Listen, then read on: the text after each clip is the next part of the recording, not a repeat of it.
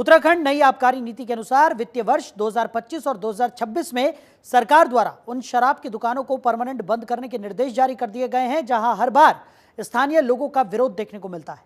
तो आबकारी आयुक्त ने इस संबंध में सभी जिला आबकारी अधिकारियों को पत्र जारी कर दिया है, जिसमें उन्होंने सभी जिलों के जिला आबकारी अधिकारियों से इस संबंध में सूचना मांगी है कि उनके जिलों में कितनी ऐसी शराब की दुकानें हैं जहां पर हर वित्तीय वर्ष में शराब की दुकान खोले जाने पर स्थानीय लोगों का विरोध होता है। इस संबंध में आबकारी आयुक्त ने सभी जिलाधिकारियों को जन विरोध और जन संवेदनाओं को देखते हुए नई शराब की उन दुकानों को परमानेंट बंद करने के निर्देश दे दिए हैं जहां पर विरोध चला आ रहा है। उन्होंने कहा कि स्थानीय जन आक्रोश और मात्र शक्तियों की जन भावनाओं को देखते हुए इन दुकानों को बंद करने का फैसला मुख्यमंत्री के निर्देश में लिया गया है।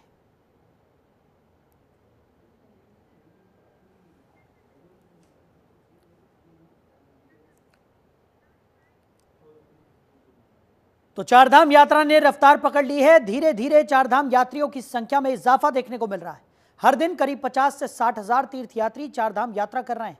30 अप्रैल से शुरू हुई चारधाम यात्रा में अब तक 7,17,803 श्रद्धालु दर्शन कर चुके हैं। यात्रा के लिए पंजीकरण का आंकड़ा 28 लाख के पार पहुंच गया है। इनमें 150 से ज्यादा देशों से 31,581 लोगों ने पंजीकरण कराया है। USA, Nepal, Malaysia, UK, Australia, Canada से सबसे ज्यादा यात्रियों ने पंजीकरण कराया है।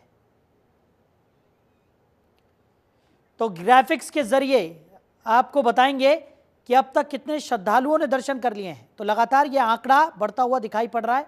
लगातार हम देख रहे हैं कि चारधाम यात्रा में जबरदस्त भीड़ उमड़ रही है और यात्रियों की संख्या में तेजी के साथ इजाफा होता हुआ दिखाई पड़ रहा है। तो लगातार बदलते मौसम के बीच यात्री चारधाम यात्रा में दर्शनों के लिए पहुंच रहे हैं। ये ग्राफिक्स के जरिए हम आपको दिखा रहे हैं। 7 लाख से ज्यादा श्रद्धालुओं ने अब तक चारधाम यात्रा में दर्शन कर लिए हैं। केदारनाथ धाम की बात करें तो 2,91,000 से ज्यादा श्रद्धालुओं ने दर्शन कर लिए हैं। यमुनोत्री धाम में 1,39,000 से ज्यादा श्रद्धालु कर लिए हैं।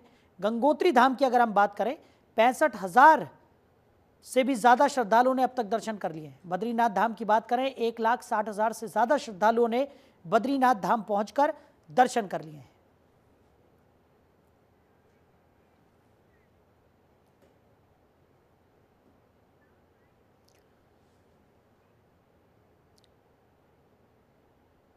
तो वहीं पंच केदारों में चतुर्थ केदार श्री रुद्रनाथ मंदिर के कपाट खोलने की प्रक्रिया शुरू हो गई। 18 मई को ब्रह्म मुहूर्त में विधि विधान के साथ रुद्रनाथ मंदिर के कपाट श्रद्धालुओं के लिए खोल दिए जाएंगे। इस बार रुद्रनाथ की यात्रा को सुव्यवस्थित करने के लिए वन प्रभाग की ओर से ईडीसी का गठन किया गया है। साथ ही यात्रा के लिए श्रद्धालुओं की संख्या भी निर्धारित कर दी गई है। इस साल यात्रियों की धारण क्षमता के अनुरूप प्रतिदिन 140 श्रद्धालुओं की संख्या निर्धारित की गई है। ऐसे में यात्रा के सुचारू संचालन के लिए केदारनाथ वन्य जीव प्रभाग की ओर से यात्रियों के ऑनलाइन पंजीकरण के लिए वेबसाइट तैयार की गई है, जिसमें रुद्रनाथ आने वाले सभी यात्रियों को अनिवार्य रूप से पंजीकरण कराना होगा। तो रुद्रनाथ मंदिर की यात्रा इस वर्ष विभाग की ओर से गठित ईडीसी के माध्यम से संचालित की जाएगी। तो इस बार हमने ऑनलाइन सिस्टम के माध्यम से रजिस्ट्रेशन ओपन कर रखा है। अभी काफ़ी सारा रजिस्ट्रेशन हो रहा है ऑनलाइन के माध्यम से। जो पहले एक गांव से चल रहा था, अभी 5 गांव से यात्रा चल रहा है और 5 गांव में भी रोजगार का अपॉर्चुनिटी मिल रहा है लोग के लिए। इसके अलावा हम बायो टॉयलेट्स का जो प्रॉमिस किया है वो भी अभी ट्रांसपोर्टिंग में है। बायो टॉयलेट्स आ रखा है, सगर गांव में पड़ा है। इसके अलावा हम जगह जगह में साइन बोर्ड्स लगा रहा है यात्रा के मार्ग में, ताकि लोग को पता चले कि वो रूट से नहीं अलग हो पाए। और हम इस साल से थोड़ा मेडिकल फैसिलिटीज़ के भी बढ़ावा देना चाहते हैं, क्योंकि उधर ऊपर ऑक्सीजन का दिक्कत हो सकता है अन्य किसी टूरिस्ट को। मैं टूरिस्ट से ये भी निवेदन करता हूँ कि आप रुद्रनाथ यात्रा को चलने से पहले आप मेडिकल एक बार चेकअप कर दीजिए, और कोई स्वास्थ्य का प्रॉब्लम हो और अन्यथा इमरजेंसीज हो, वो आप रुद्रनाथ यात्रा में आने के पहले थोड़ा चेकअप करने के बाद। तो उत्तराखंड के मदरसों को हाईटेक बनाने और गुणवत्ता परख शिक्षा मुहैया कराने को लेकर मदरसा बोर्ड और वक्फ बोर्ड अब आमने सामने आ गए हैं। हालांकि दोनों का कहना है कि बेहतर शिक्षा के लिए वो अपने अपने स्तर से प्रयास कर रहे हैं। वक्फ बोर्ड के अध्यक्ष शादाब शम्स ने कहा कि मदरसा बोर्ड अपने अधीन के सभी मदरसों में क्या पढ़ाई कराता है इस कंट्रोवर्सी में हमें नहीं पढ़ना है, लेकिन हम अपने 117 मॉडर्न मदरसों में उत्तराखंड बोर्ड के सिलेबस को ही पढ़ाएंगे। वहीं मदरसा बोर्ड के अध्यक्ष मुफ्ती शमून कासमी ने कहा कि हमारे मदरसों में 2023 से NCERT की किताबें पढ़ाई जा रही हैं। हमारे बच्चे भी वही पढ़ाई कर रहे हैं जो अन्य स्कूलों के बच्चे पढ़ रहे हैं। जिनको इसके बारे में जानकारी नहीं है वो अलग अलग बयान देते हैं। शमून कासमी ने कहा कि अब मदरसा बोर्ड का रिजल्ट भी बहुत अच्छा आ रहा है। बिल्कुल सही है, दो सिलेबस एक मदरसे में नहीं चल सकते। अब अगर मदरसा बोर्ड पढ़ाएंगे तो उत्तराखंड बोर्ड नहीं पढ़ा पाएंगे, और इसलिए हमने बिल्कुल तय किया है कि हम उत्तराखंड का बोर्ड पढ़ाएंगे, उत्तराखंड का सिलेबस पढ़ाएंगे। उत्तराखंड का आम बच्चा, जो मेरे उत्तराखंड का बच्चा पढ़ रहा है, वही मदरसे का बच्चा भी वही एजुकेशन हासिल करेगा, और उसी एजुकेशन में वो श्री राम को भी पढ़ेगा उस मॉडर्न मदरसे में, क्योंकि हमारे जो सिलेबस है उत्तराखंड का उसमें श्री राम भी हैं, श्री कृष्ण भी हैं, गुरु नानक देव भी हैं, डॉक्टर बाबा साहब भीमराव अम्बेडकर भी हैं। हम नहीं पढ़ाएंगे ना तैतानिया, फोकानिया, पंजुम, मुंशी, मौलवी, मुअल्लिम, ये नहीं चाहिए भाई। हमें हमें हमें हमें हमारे ज्ञान पे रहने दो, नहीं चाहिए हमें ये ज्ञान। हम मदरसा बोर्ड से भी, उनकी लाइन अलग है, हम कंट्रोवर्सी ना हो जाए इसलिए मैं उनकी लाइन पे नहीं जाऊंगा। वो उनकी एजुकेशन है, वो दें अपने मदरसों में।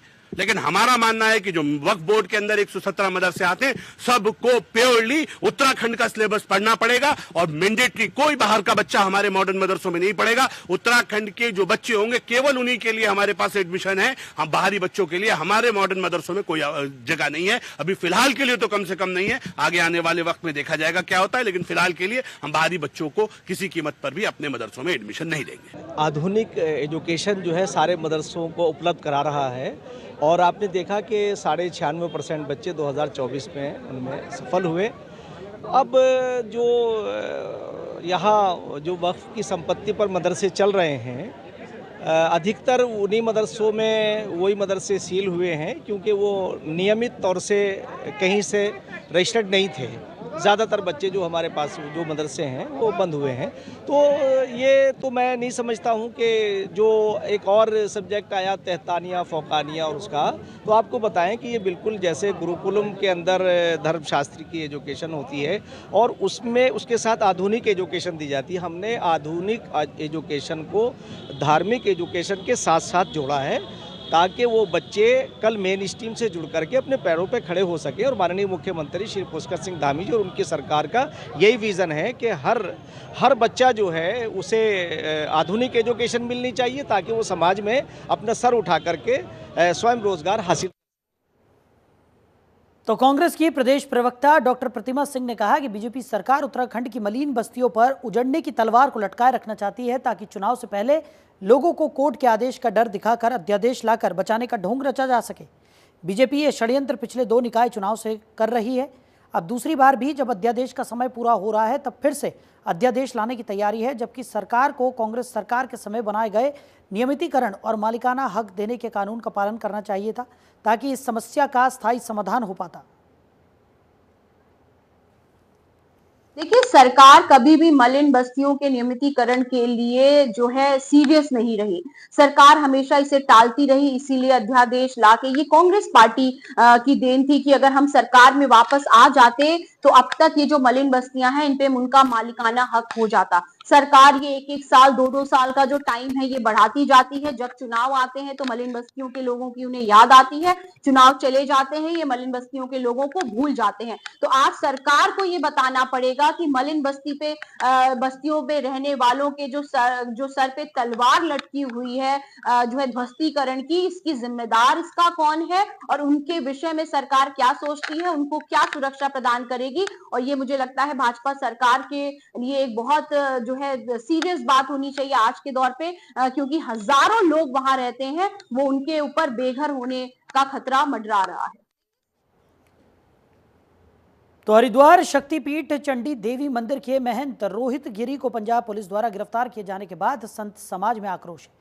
बताया जा रहा है कि लुधियाना निवासी महिला की शिकायत पर छेड़खानी का मामला दर्ज किया गया था, जिसके चलते कोर्ट से गैर जमानती वारंट लेकर आई पंजाब पुलिस महंत रोहित गिरी को अपने साथ पंजाब ले गई। मामले को लेकर संत समाज की प्रतिक्रिया सामने आ रही है। महामंडलेश्वर स्वामी आदि योगी पुरी महाराज का कहना है कि महंत रोहित गिरी की गिरफ्तारी संत की छवि को खराब करने और ब्लैकमेल जैसे षड्यंत्र की ओर इशारा कर रही है। उन्होंने कहा कि इस मामले की उच्च स्तर पर सीबीआई जांच होनी चाहिए और संत पर ऐसे आरोप लगाने वालों पर कड़ी कार्रवाई भी की जानी चाहिए।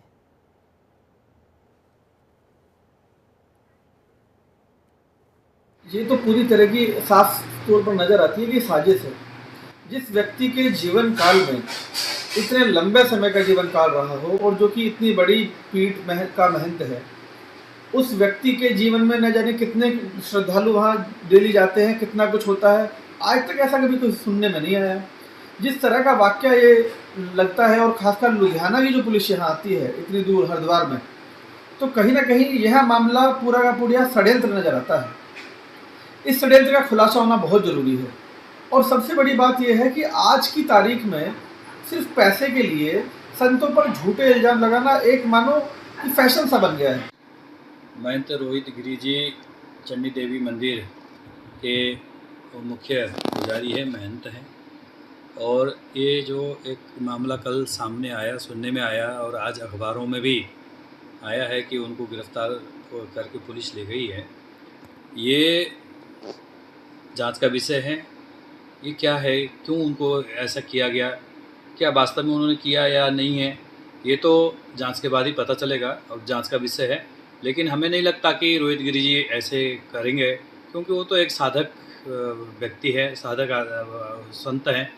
वो निरंतर माँ चंडी देवी की पूजन आराधना साधना में लगे रहते हैं और सनातन धर्म के लिए वो बहुत बड़ा। बिना जांच पड़ताल किए आप एक सिद्ध पीठ की, जो कि आदि अनंत काल से चला आ रहा कुछ है, वहाँ के महंत को आप की पुलिस आती है और उठा के ले जाती है। इस पर बिना किसी तरह की जांच की आपने प्रश्न चिन्ह लगा दिया है इस पूरी जांच पर। और ये मेरा बहुत ही इस बारे में खेद है कि सरकार, शासन, प्रशासन किसी भी एरे गहरे की कोई भी आता है, किसी भी संत पर, महंत पर लांछन लगाता है और उसको कई क्रिया शुरू कर देते हैं।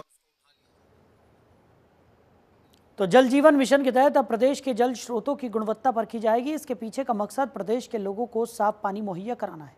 ये बात जल जीवन मिशन के निदेशक ने कही। उन्होंने कहा कि प्रयास किया जा रहा है कि मानसून से पहले और मानसून के बाद वाटर टेस्टिंग की जाएगी ताकि लोगों को स्वच्छ पानी मिल सके। उन्होंने बताया कि जल जीवन मिशन के तहत अधूरी योजनाओं को दिसंबर 2026 तक पूरा करने के निर्देश मुख्य सचिव द्वारा दिए गए हैं। जल जीवन मिशन के संदर्भ में एपेक्स जो शीर्ष हमारी कमेटी है माननीय मुख्य सचिव महोदय की अध्यक्षता में, उसमें जल जीवन मिशन का रिव्यू आज किया गया है और इसमें निर्देशित किया गया है कि दिसंबर 26 तक हम लोगों को अपनी जो भी अधूरी योजनाएं हैं उनको पूर्ण कर लेना है। सभी योजनाओं का जो ड्राइंग है उसको पीएम गतिशक्ति पोर्टल पर अपलोड करना है। मैं बताना चाहूँगा कि अभी 15,000 किलोमीटर का हमारा अपलोड हो गया है और हमें लगभग 70,000 के आसपास अभी टारगेट हमको मिला है करने का। तो पीएम गतिशक्ति के बारे में भी रिव्यू किया गया है और ये प्रयास है कि सभी जगह जो वाटर क्वालिटी है उसकी भी टेस्टिंग की जाए, प्री मानसून और पोस्ट मानसून। उसके बारे में भी निर्देश जारी किए गए हैं कि समय से वाटर क्वालिटी की टेस्टिंग कराई जाए और लोगों को बताया जाए कि पानी की गुणवत्ता कैसी है और यदि कहीं किसी भी पानी के स्रोत में या किसी वाटर क्वालिटी का कोई इशू आता है तो जल निगम जल संस्थान उसको एड्रेस करेंगे विदिन 24 आवर्स ताकि लोगों को साफ स्वच्छ पानी हम पहुंचा सकें। तो दून अस्पताल में ओपीडी में हर रोज करीब 3000 मरीज इलाज के लिए पहुंचते हैं। इसके अलावा सैकड़ों मरीज भर्ती भी रहते हैं, जबकि इमरजेंसी में रोजाना सैकड़ों की संख्या में मरीज पहुंचते हैं। लेकिन अस्पताल में फायर सेफ्टी को लेकर बड़ी लापरवाही देखने को मिली है। इस लापरवाही से किसी समय बड़ी अनहोनी होने का खतरा भी बना हुआ है। दरअसल दून अस्पताल में फायर सेफ्टी ऑडिट के दौरान कमियां मिली। दमकल विभाग की टीम ने फायर वाटर पंप को शुरू किया तो उसकी बैटरी ही नहीं चली। 4 अग्निशमन यंत्र भी खराब मिले। इससे ये पता चलता है कि लंबे समय से फायर नहीं किया गया था। ये सब तब सामने आया जब हाल ही में भारत पाकिस्तान तनाव के बीच पूरे देश में सुरक्षा मॉक ड्रिल की गई। ऐसे में दून अस्पताल का फायर सेफ्टी सिस्टम फेल होना कई सवाल खड़े कर रहा है। हमने अपनी टीम को भेजा था कल, जो है ये गए और जिन्होंने चेक किया अपनी टीम के साथ, जो हमारे इंचार्ज साहब जो फायर स्टेशन के हैं, तो इन्होंने वहाँ कमियाँ पाई। उनके जो पंप ऑटो मोड पे नहीं थे और डीजल पंप की जो है बैटरी नहीं थी उसमें, कि जो कि मतलब गलत है, बहुत ही गलत है, क्योंकि जो ये घटना कब हो जाएगी किसी को पता नहीं होता। तो उसको सदैव 24/7 कार्यशील रखना होता। तो इसको कार्यशील रखने के लिए आज हम उनको पत्र भेज रहे हैं अपने कल के इंस्पेक्शन की दृष्टि में, और साथ ही इस पत्र की प्रतिलिपि हम डीएम साहब को भी कर रहे हैं, उनसे भी अनुरोध करेंगे कि उनको निर्देशित करें कि इतने सेंसिटिव प्लेस की जो है अग्निशमन व्यवस्था सदैव कार्यशील रखने। तो अल्मोड़ा के कुआरब क्षेत्र में लगातार दरकती पहाड़ियों के कारण लोगों को हो रही भारी असुविधा को देखते हुए प्रशासन ने अब राहत के ठोस कदम उठाने शुरू कर दिए हैं। जिलाधिकारी ने बताया कि क्षेत्र में वैकल्पिक मोटर मार्गों पर तेजी से काम किया जा रहा है।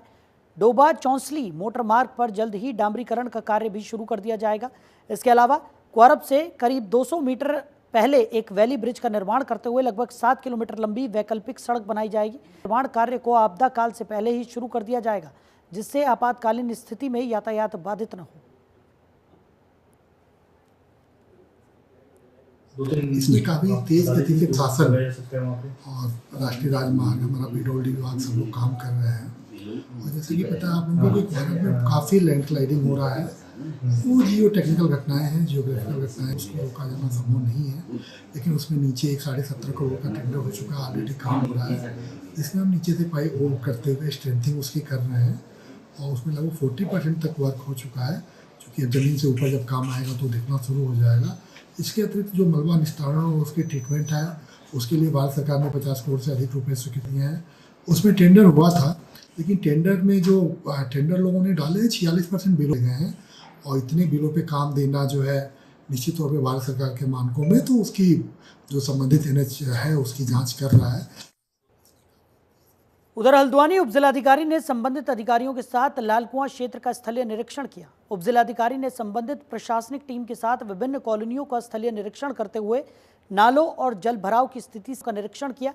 इस दौरान उपजिलाधिकारी ने जल भराव की गंभीर समस्या को ध्यान में रखते हुए जल निकासी व्यवस्था को तत्काल दुरुस्त करने, नालों की सफाई कार्य में तेजी लाने के लिए निर्देश भी दिए।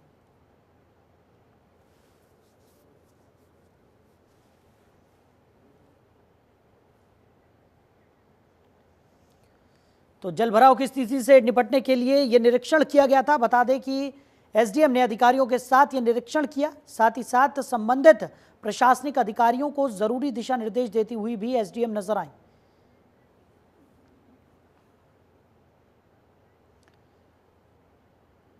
तो भारत पाकिस्तान के बीच बढ़ते तनाव में एक बड़ी सेंधमारी की साजिश को सुरक्षा एजेंसियों ने समय रहते बेनकाब कर दिया है। पंजाब के भटिंडा आर्मी कैंट से एक पाकिस्तानी जासूस की गिरफ्तारी हुई है। चौंकाने वाली बात यह है कि भटिंडा आर्मी कैंट से गिरफ्तार हुआ जासूस लक्सर कोतवाली क्षेत्र के डासनी गांव का रहने वाला है। बताया जा रहा है कि रकीब पिछले 5 सालों से भटिंडा में सेना के कैंट एरिया में दर्जी का काम कर रहा था। इस दौरान वो पाकिस्तान की खुफिया एजेंसियों से जुड़ गया और आर्मी की संवेदनशील जानकारी बाहर भेजने लगा।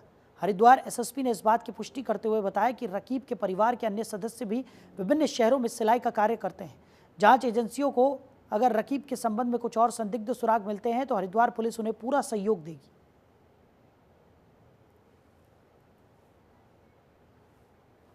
भटिंडा सैन छावनी में राकिब पुत्र इकबाल, जो पिछले 3 वर्ष से भटिंडा में रह रहा था, मूलतः वह लक्सर के डॉसनी क्षेत्र का रहने वाला है।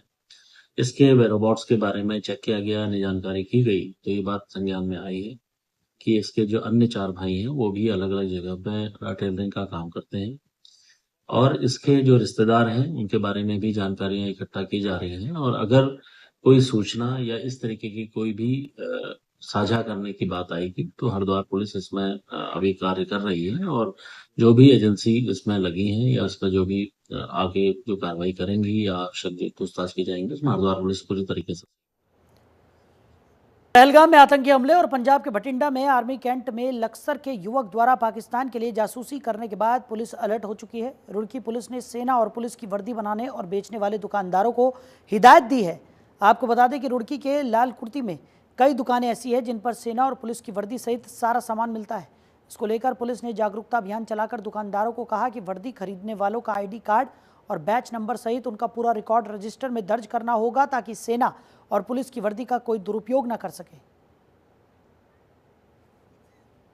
सतर्कता का हमारे लिए काम है कि वे दुकानें जो वर्दी यूनिफॉर्म सेल करती हैं उनको प्रॉपर चेक करें। तो इसके लिए थानों को हम निर्देश दे रहे हैं, जिन जिन थाना क्षेत्रों में ये हैं वहाँ कि किस ग्राउंड पे वो किसको वर्दी देते हैं, उसके लिए उन्होंने क्या SOP रखी हुई है, एक बार उसको चेक करेंगे। अगर कहीं कुछ गलत पाया जाता है तो उसके खिलाफ फिर आगे जो एक्शन लिया जा सकता है वो लेंगे। देखिए, वर्दी यूनिफॉर्म का अगर कोई उसके लिए इंटाइटल नहीं है तो यूनिफॉर्म को धारण नहीं करेगा, इसका प्रॉपर कानून में जिक्र है।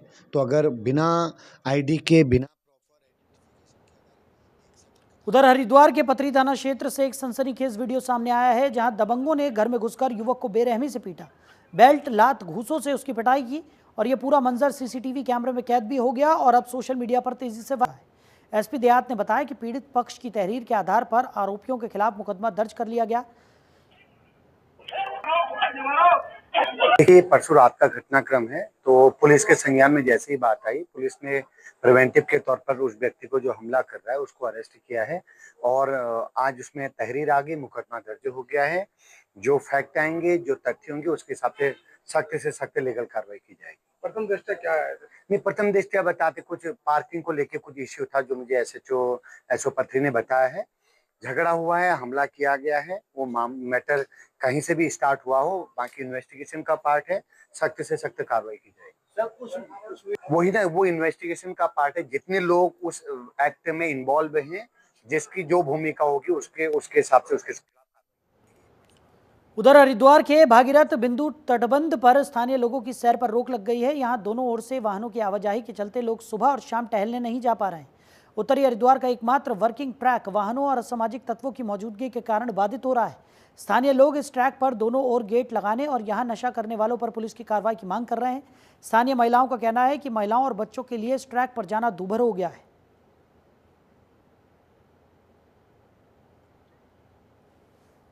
लंबे समय से हमारे यहाँ पर जो ये हमारा भागीरथी बिंदु है, इसके सुंदरीकरण को लेकर, चौड़ीकरण को लेकर और सुरक्षा की दृष्टि से यहाँ पर पहले से हम लोगों की डिमांड थी कि यहाँ पर एक गेट इस प्रकार का लग जाए, जिससे कि वहाँ पर जो अन्य प्रकार के वाहन जो लोग आते हैं उस पर प्रतिबंध रहे। उस वाहनों में प्रतिबंध इसलिए लगवाना चाहते हैं क्योंकि हमारे यहाँ से लगभग हमारा क्षेत्र जो है वो एक बहुत बड़ी जनसंख्या का क्षेत्र है और हमारे से लगता हुआ एक हरिपुर कला है, जिसके अंदर भी लगभग 25 से 30 हज़ार लोगों की आबादी है। तो फिलहाल इस बुलेटिन में मेरे साथ इतना ही। आप बने रहिए और देखते रहिए जनतंत्र TV। नमस्कार।